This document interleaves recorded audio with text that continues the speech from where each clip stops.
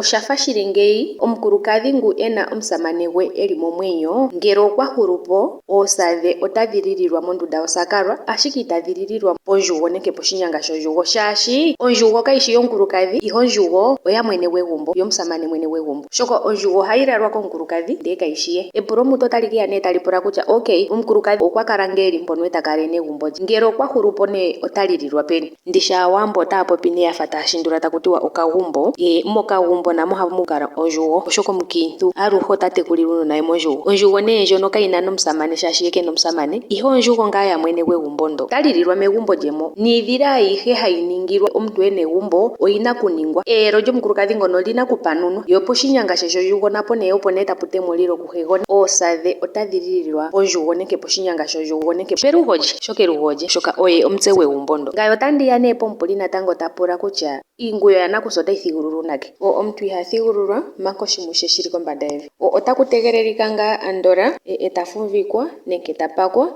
konima yepako opuna nee esiku ndono haku tiwa esiku lyehalakano olyo nee esiku aantu nee taya thigulula iinguyo yanakusa. Ndele ihayi thigululwa kushango otapuya ngaa tango hegona yomukulukadhi ngo ahulapo. Ngele okweyapo nee hegona takuthapo shi takuthapo, hegona takuthapo niinima mbyono ena okukuthapo nande ombiga nosho tuu shiikwatelela noho natango pahedhi dhomuthigululwakalo gwezimo lyaandjawo oshowo lyonyapilaka yoshiwambo ndji tatu popi tseni. Yo ishewe aantu ihaya thigulula omuntu keeshi omukweni tamu ka thigulula ngaa